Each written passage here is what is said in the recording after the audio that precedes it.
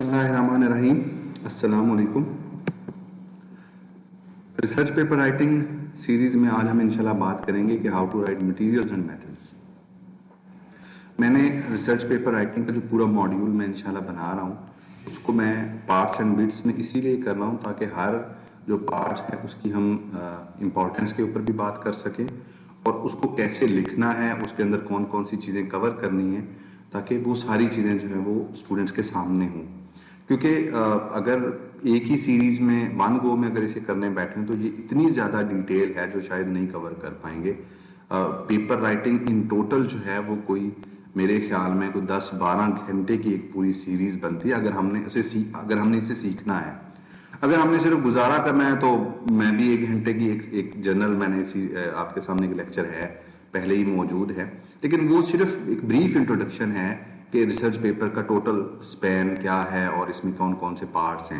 लेकिन हर पार्ट की अपनी एक इम्पॉर्टेंस और डिटेल है जिसको मैं अब वन बाई वन जो है वो इसको कवर करना चाहता हूँ और इसको फिर इंशाल्लाह एक मॉड्यूल की शक्ल में और एक सर्टिफिकेट फ्री सर्टिफिकेट की कोर्स की शक्ल में जो है वो हम इंशाल्लाह लॉन्च करेंगे। अब आज जो हम बात करेंगे वो है materials and methods. Materials and methods के अंदर रिसर्च पेपर राइटिंग में आपने एक मिसकंसेप्शन देखी होगी, स्पेशली जो लोग पहली दफ़ा पेपर लिख रहे होते हैं तो उनको ऐसे लगता है कि वो शुरू करते हैं टाइटल से, एब्स्ट्रैक्ट से, इंट्रोडक्शन से और इस तरह से वो नीचे आते हैं। लेकिन जो असल जो चीज़ है, जो आपका स्केल है या जो उसकी तरतीब है, उसमें मटीरियल्स एंड मेथड्स जो है वो ऐसा सेक्शन है जो आपको सबसे पहले लिखना चाहिए। आप देखें, अगर आप थीसिस लिख रहे हैं तो भी आपको मटेरियल एंड मेथड का सेक्शन सबसे पहले लिखना चाहिए। अगर आप रिसर्च पेपर लिख रहे हैं तो तब भी आपको ये सेक्शन जो है वो सबसे पहले लिखना चाहिए। साइनॉप्सिस में भी हम मटेरियल एंड मेथड का सेक्शन लिखते हैं और मैं यही कहूंगा कि उसमें भी आपको राइट अप में सबसे पहले जो है वो मटेरियल एंड मेथड का सेक्शन ही लिखना चाहिए। अब उसकी वजह क्या है? उसकी वजह ये है कि देखिए, मटीरियल्स एंड मेथड बेसिकली हमारी अप्रोच है कि how we will solve the problem. हमें प्रॉब्लम का पता है, हमने एक लेआउट बना लिया कि हम इस प्रॉब्लम को कैसे सॉल्व करना चाहते हैं।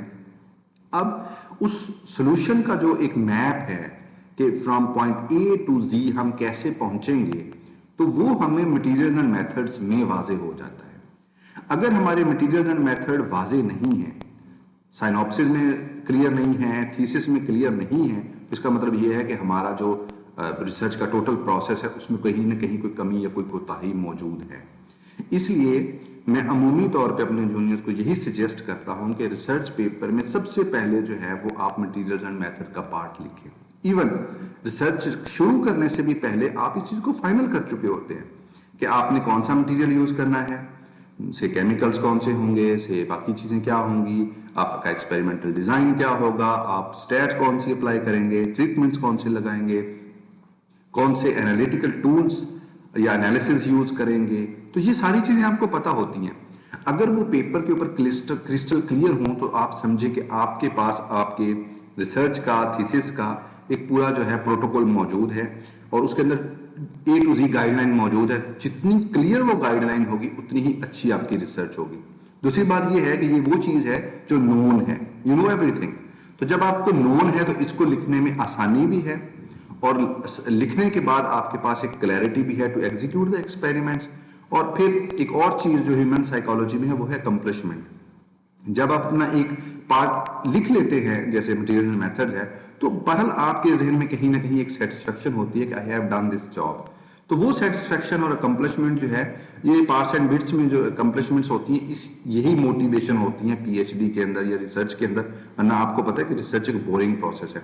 अगर आप लंप सम चीज को लिखने बैठेंगे तो आप लोगों से पूछ लीजिए कि जो वन गो में थीसिस लिखने बैठते हैं तो वो महीनों थीसिस ही लिखते रहते हैं। लेकिन अगर पार्ट्स में लिखेंगे जैसे मटेरियल मेथड है, आपको सारी चीजें क्लियर है। मैंने कहा ना, आप हर एक्सपेरिमेंट के साथ आप पहले ही ये सारी चीजें फाइनल कर चुके होते हो तो उनको लिखना बहुत आसान है। तो मेरी सजेशन हमेशा के लिए जहन में बिठा लें कि रिसर्च पेपर हो या थीसिस हो, सबसे पहला जो राइटअप का काम है वो आपने मटेरियल्स एंड मेथड से शुरू करना है। इसी को लिखें। जितनी क्लैरिटी इसके अंदर होगी उतनी ही आपको रिसर्च करने में आसानी होगी और फिर उसी हिसाब से वो सारी क्लैरिटी जो है वो आपके पूरे रिसर्च वर्क में, आपके थीसिस में और आपके पेपर में जो है वो शो हो रही होगी। दूसरी बात ये है कि जो हमारा मटेरियल एंड मेथड का सेक्शन है उसके ऑब्जेक्टिव्स क्या हैं, क्यों हम इसको एम्फसाइज करना चाहते हैं या क्यों लिखना चाहते हैं। इसमें जो सबसे पहली बात है वो है स्टडी डिजाइन। आप अपना थीसिस सबमिट करते हैं फॉर एवेल्युएशन, फॉरेन एवेल्युएशन है या लोकल एवेल्युएशन है, या आप अपना रिसर्च पेपर सबमिट करते हैं तो भी वो एवेल्युएशन में जाता है, रिव्यूअर्स के पास जाता है।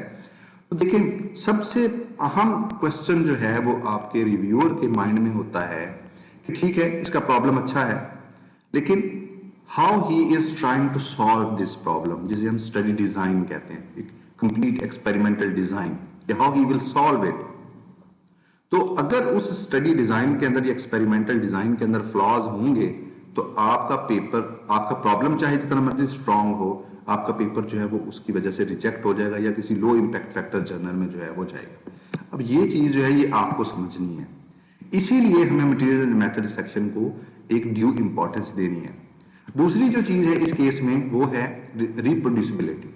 अब आपने देखा है कि साइंस जो है उसमें रिप्रोड्यूसिबिलिटी का फैक्टर बहुत अहम होता जा रहा है। अब तो आर्टिफिशियल इंटेलिजेंस टूल्स आ गए हैं जो किसी भी पेपर को स्कैन करने के बाद बता देते हैं कि जी क्या इसके रिजल्ट्स रिप्रोड्यूसिबल हैं भी या नहीं है। बहुत से पेपर, इवन नेचर साइंस जैसे जर्नल से पेपर जो है वो रिप्रोड्यूसिबिलिटी के ऊपर रिट्रैक्ट हो जाते हैं, वापस ले लिए जाते हैं कि जी रिजल्ट जो है वो रिप्रोड्यूस नहीं हुए। उसका मकसद ये है कि हम अपने मटेरियल एंड मेथड में वो सारी डिटेल देंगे ताकि अगर फॉर एग्जांपल पाकिस्तान में कोई रिसर्च हुई है तो उसके पेपर के अंदर हम सारी इतनी डिटेल जरूर देंगे कि अगर से अमेरिका के अंदर कोई बंदा हमारे एक्सपेरिमेंट को करने के बाद रिजल्ट्स लेना चाहता है या एक्सपेरिमेंट करने के बाद वो उसी स्टडी को रेप्लिकेट करना चाहता है तो वो कर पाए। उसकी वजह ये है कि अगर साइंस रिप्रोड्यूसिबल नहीं होगी तो फिर तो डेवलपमेंट नहीं हो सकती।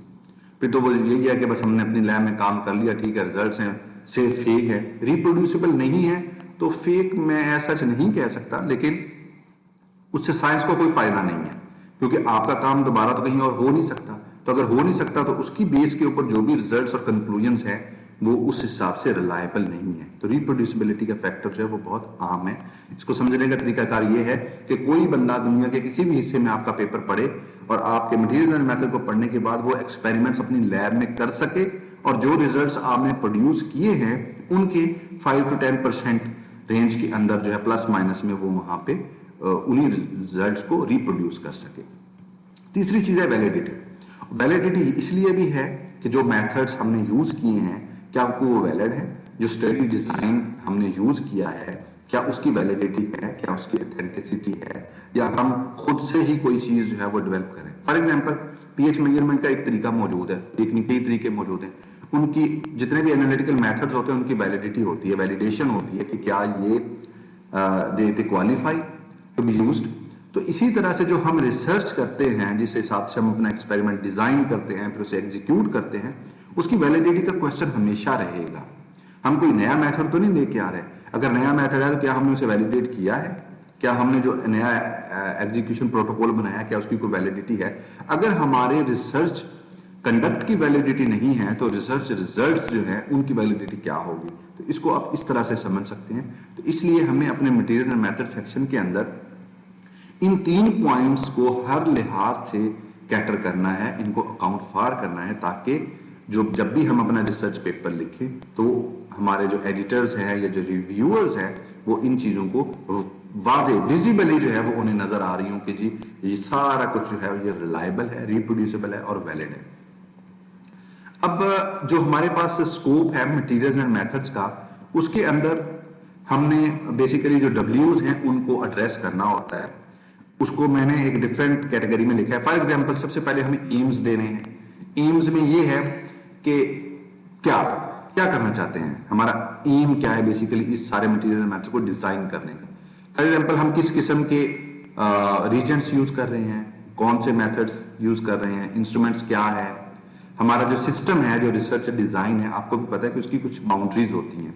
फॉर एग्जांपल अगर हम सैंपलिंग कर रहे हैं, से आप वाटर क्वालिटी की बात करते हैं, तो जो पाकिस्तान में रहने वाला बंदा है वो पूरे पाकिस्तान को कवर कर सकता है, लेकिन ये रिसर्च हो सकता है सालों पे मुहित हो सकता है कि वो एक डिस्ट्रिक्ट के ऊपर रिसर्च करो, तो ये डिस्ट्रिक्ट जो है ये उसकी सिस्टम बाउंड्री है। तो ये भी हमें डिफाइन करना पड़ता है कि हमारे जो हम रिसर्च कर रहे हैं उसके एम के अंदर हम किस पर्टिकुलर एरिया को जो है वो एड्रेस करना चाहते हैं, कौन से treatment, what kind of treatments जो हम यूज करते हैं, जो एग्रीकल्चर के लोग हैं या जो काज एंड इफेक्ट टाइप रिसर्च करते हैं, लोग उन्हें पता है कि ट्रीटमेंट्स क्या होते हैं, हमारा सिग्निफिकेंस लेवल क्या है, 95% पे हम उसे करना चाहते हैं, 90% पे करना चाहते हैं, या 99% पे करना चाहते हैं, किस किस्म के कंट्रोल हम यूज कर रहे हैं, पॉजिटिव है, नेगेटिव है भी है कि नहीं है, कौन सी स्टैट हम यूज कर रहे हैं। तो ये सारी चीजें एम के अंदर हमें वाजे करनी है, क्योंकि यही हमारे स्टडी डिजाइन को, उसकी वैलिडिटी को और फिर उसकी रिप्रोड्यूसिबिलिटी को जो है वो उसको शो करेगी। दूसरे नंबर पे stake holders,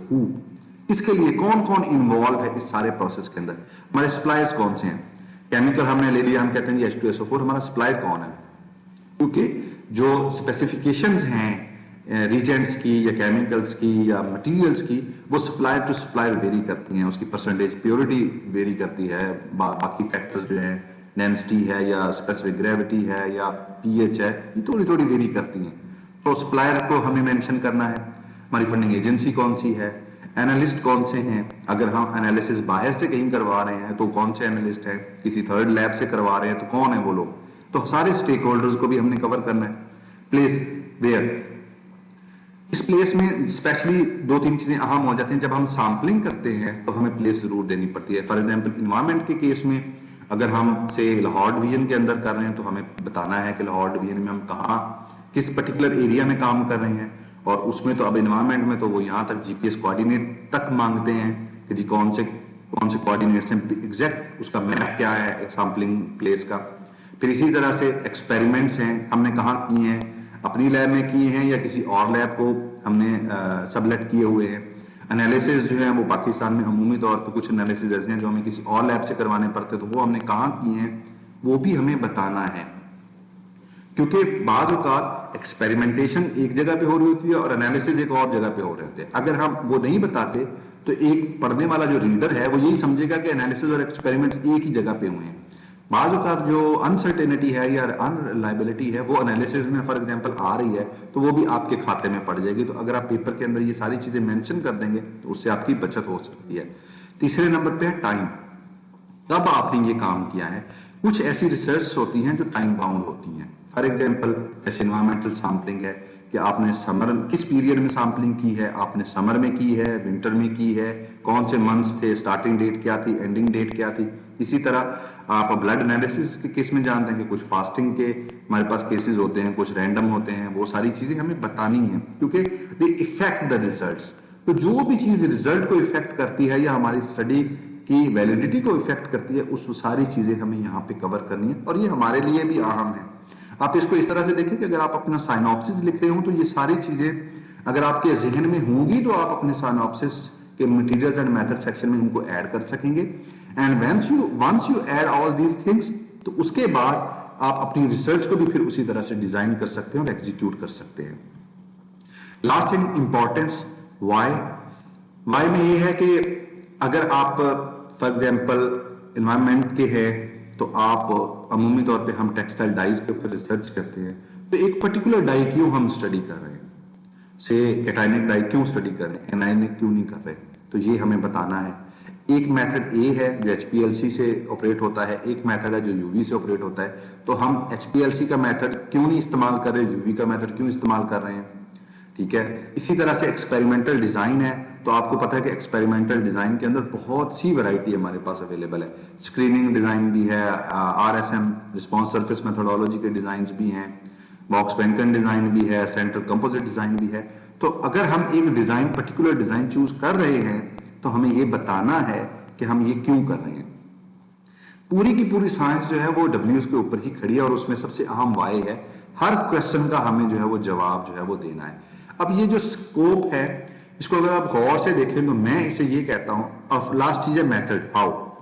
for example sample collection आपने कैसे की, ठीक है, आपने ग्रैब सैंपलिंग की या आपने जो है वो उसकी स्ट्रेटिफाइड सैंपलिंग की, कंपोजिट सैंपलिंग की, तो कैसे की, और आपकी जो बॉटल्स थी वो कौन सी थी। ऑर्गेनिक के केस, कंटेमिनेंट के केस में और होती हैं, इनऑर्गेनिक के केस में और होती हैं।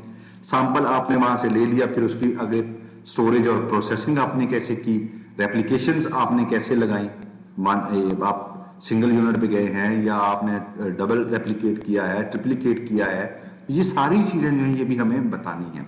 अब इस सारी स्टोरी को जिसे scope of materials and method कहते हैं, तो मैं इसे कहता हूं as PTI mat. A stands for aims, S stands for stakeholders के who do the job या who are involved, P stands for place या where, और T stands for time when, I stands for importance why, और MET is coming from methods कि किस किस्म के methods जो है वो हम यूज करें। अगर आपको स्कोप ही वाजे हो जाए कि हमारे मटेरियल्स एंड मेथड का स्कोप क्या है, तो आपको मटेरियल्स एंड मेथड लिखने में बहुत आसानी हो जाएगी। और यही चीज साइनॉप्सिस में भी आप लिख सकते हैं, यही चीज आप थीसिस में भी लिख सकते हैं, पेपर में भी ये भी ऑलमोस्ट सेम चलेगा। तो अगर आप इसे यहां पे समझ लेते हैं तो साइनॉप्सिस राइटअप में भी आपको इसकी हेल्प होगी, आपको थीसिस राइटअप में भी हेल्प होगी, और पेपर राइटअप में भी जो है वो आपको इसकी हेल्प होगी। आगे जो है वो जनरल जो मटेरियल्स एंड मेथड के सेक्शंस हैं उनको वन बाय वन डिस्कस करना भी जरूरी है। उसमें सबसे पहले है मटेरियल्स में जनरली स्पेशली ये लैब बेस्ड के लिए है। अगर आप लैब बेस्ड नहीं है तो भी देखिए आपके कोई मटेरियल्स हैं, उसमें आपने लिस्ट देनी है, लिस्ट ऑफ रिजेंट्स देने हैं, केमिकल्स देने हैं, या कोई मटेरियल्स यूज करने हैं, आपने उसकी लिस्ट देनी है। उसके साथ साथ आप उनकी प्योरिटी भी बताइए, क्योंकि कुछ ऐसे एक्सपेरिमेंट्स होते हैं जिनके अंदर प्योरिटी जो है वो काफी क्रिटिकल होती है। तो ये इंफॉर्मेशन जो है वो आपको प्योरिटी 95% है या 99% है वो आपने देनी है। सप्लायर की इंफॉर्मेशन भी देनी है, आपने किससे लिया है और मैन्युफैक्चरर कौन है। अगेन मर्क के जो केमिकल्स हैं या रिजेंट्स हैं उनकी प्योरिटी और किस्म की है। अगर आप किसी और कंपनी के यूज करते हैं तो वो लोकल कंपनी के यूज करते हैं तो उनके स्पेक्स और हो जाते हैं। अब रिप्रोड्यूसिबिलिटी के अंदर प्रॉब्लम जो मैंने आपको बताया था कि रिप्रोड्यूसिबिलिटी और वैलिडिटी के हिसाब से हमने बात करनी है। फॉर एग्जांपल आप सिंपल लिख देते हैं कि H2SO4 यूज किया है।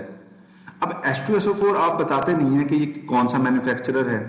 अब लोकल मैन्युफैक्चरर की प्योरिटी और है, वो बंदा जर्मनी में बैठा है, वो मर्क का यूज करता है, वहां पे प्योरिटी और है। प्योरिटी डिफरेंस की वजह से जो रिजल्ट्स के अंदर जो वेरिएशन आती है, तो वहां पे फिर ये सवाल जरूर उठेगा कि जी क्या रिप्रोड्यूसिबिलिटी का इशू है।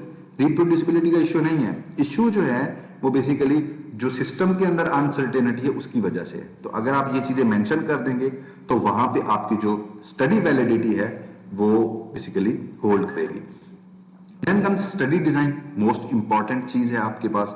इसके अंदर जो है वो आपने स्टैटिस्टिकल एक्सपेरिमेंटल डिजाइन लगाना है। अमूमी तौर पे लोग एग्रीकल्चर साइंस के जो लोग हैं वो लगाते हैं, बाकी अब कुछ ट्रेंड आया है एक्सपेरिमेंटल डिजाइन का।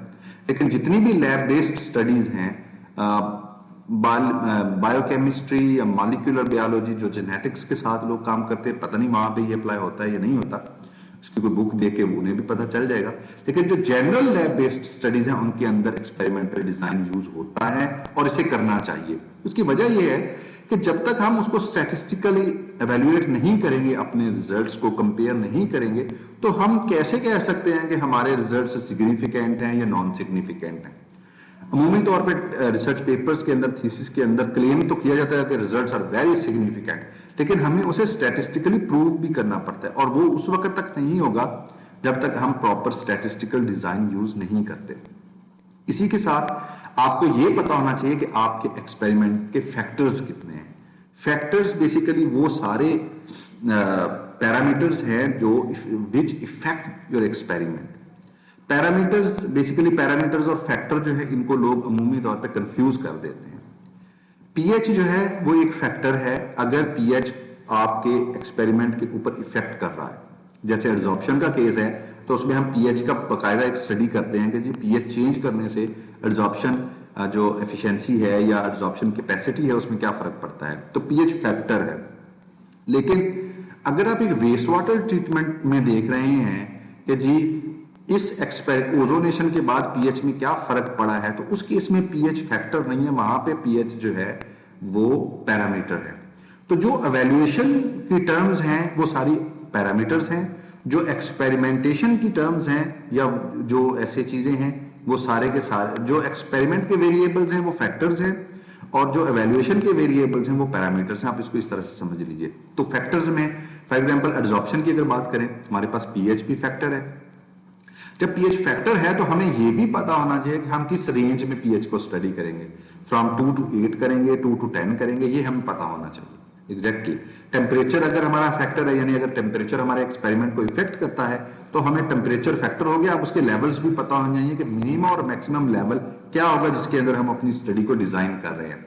इसी तरह से प्रेशर है, अगर से आपके पास एड्सॉर्बेंट डोज है, आपके पास डाई कंसंट्रेशन है, या कोई भी ऐसे फैक्टर्स जो है उनके आपको लेवल्स भी पता होने चाहिए। और फाइनल जो इसके अंदर है स्टडी डिजाइन का ही पार्ट है कि once you have proper experimental design with defined factors and their levels, उसके बाद एग्जीक्यूशन आ जाती है।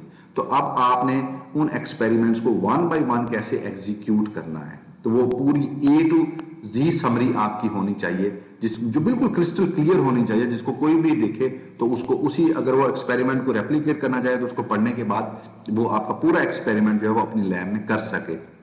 से आपने पहले जो है वो डाई सोल्यूशन तैयार किया, अब डाई सोल्यूशन आपके पास है 1000 ppm का है, लेकिन आप 100 ppm पे काम करना चाहते हैं तो आप डाइल्यूटेड वर्जन यूज करेंगे।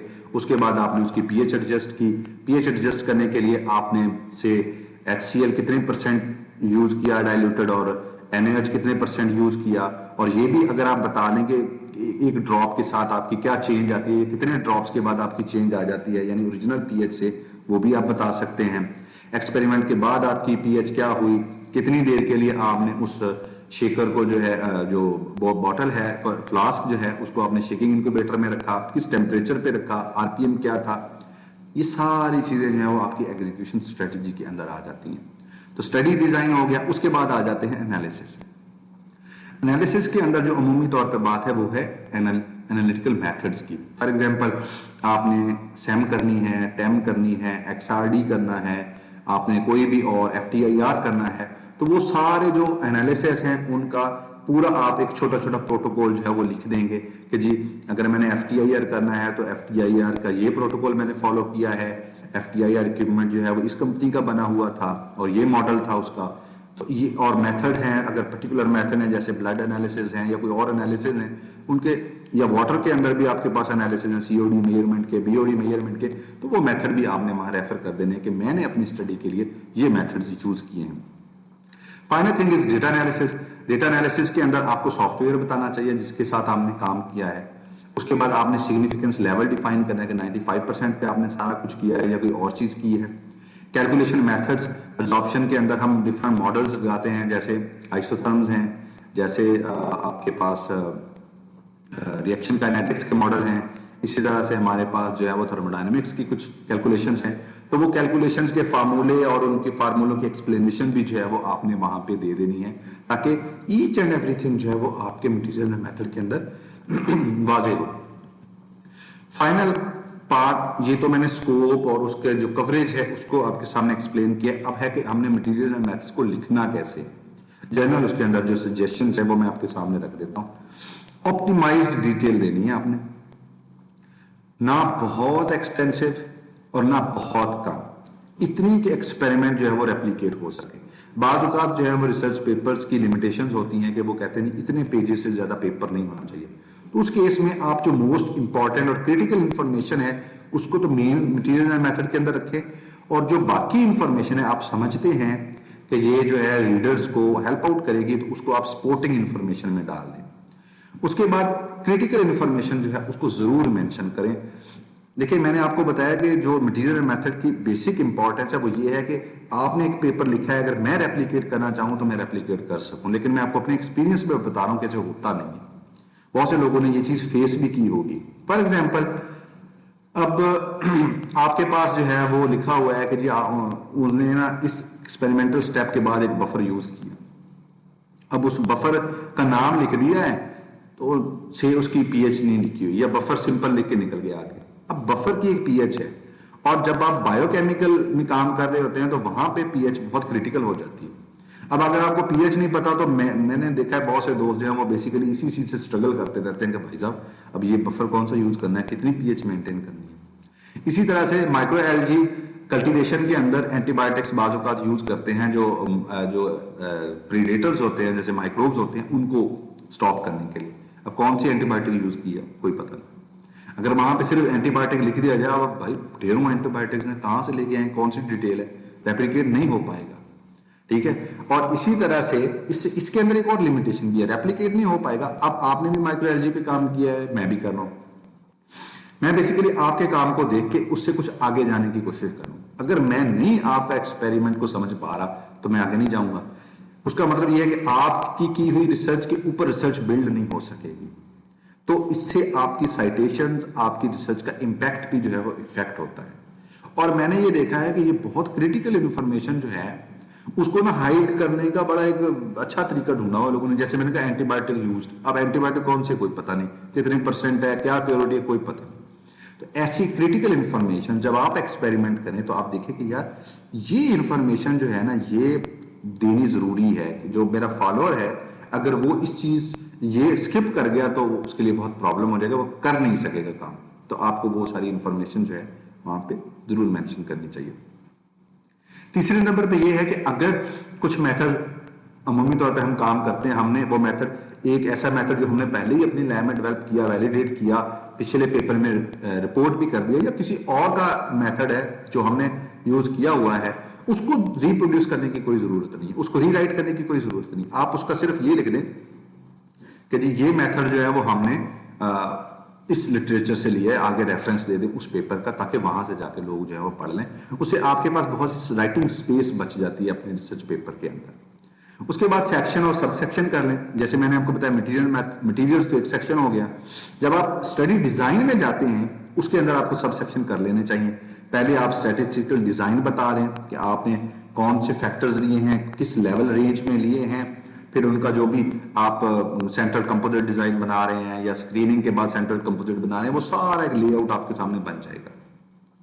तो वो ये तो हो गया स्टैट। अब उसके बाद एग्जीक्यूशन का पार्ट है। एग्जीक्यूशन के अंदर भी बहुत से स्टेप्स या सब सेक्शंस बन सकते हैं। तो जहां पे आपको सेक्शन और सब सेक्शन बनाने चाहिए वो बना दें। जैसे एनालिसिस है, अब एनालिसिस के अंदर आपने से FTIR भी किया है, FTIR का एक अलग सब सेक्शन बनेगा, XRD का अलग सब सेक्शन बनेगा, तो टेम के अलग जो है वो सब सेक्शन बनेंगे। तो आप उनको अलग अलग कर दें ताकि रीडर को हेल्प आउट हो जाए, आप भी क्लियर रहे। अमूमी तौर पे जो हम मटेरियल मेथड लिखते हैं पेपर के अंदर, थीसिस के अंदर, और पेपर और थीसिस के अंदर जो हम लिखते हैं वो पास्ट टेंस में लिखते हैं, क्योंकि काम हो चुका होता है। जहां तक बात है आपकी साइनॉप्सिस की, तो वहां पे आप इसको फ्यूचर टेंस में लिख सकते हैं, क्योंकि अभी आपने ये काम करना है। तो अमूमी तौर पे पेपर और थीसिस के अंदर हम इसको पास्ट टेंस के हिसाब से लिखते हैं। अब आपने इसका टाइटल थोड़ा सा गलत है, कॉपी पेस्ट किया है, देखा नहीं है। अब इसके अंदर जो आप मटेरियल मेथड लिखते हैं उसमें पैसिव वॉइस भी इस्तेमाल होते हैं और एक्टिव वॉइस भी इस्तेमाल होते हैं। मैंने देखा है कि जो बड़े जर्नल्स है ना, नेचर है, सेल है, साइंस है, वो एक्टिव वॉइस को प्रेफर करते हैं। लेकिन बहुत मेजॉरिटी ऑफ जर्नल जो है वो अभी भी पैसिव वॉइस के ऊपर हैं। वो अभी भी ये कहते हैं कि एक्सपेरिमेंट्स वर कंडक्टेड या वर कैरीड आउट। लेकिन मैंने देखा कि नेचर और उसमें बात जगह पे तो उन्होंने क्लियर कट लिखा हुआ है कि जी वी परफॉर्म दीज एक्सपेरिमेंट्स या वी परफॉर्म दिस एक्सपेरिमेंट, वो एक्टिव में आ गए हैं। तो ये थोड़ी सी अभी जो है वो चल रही है।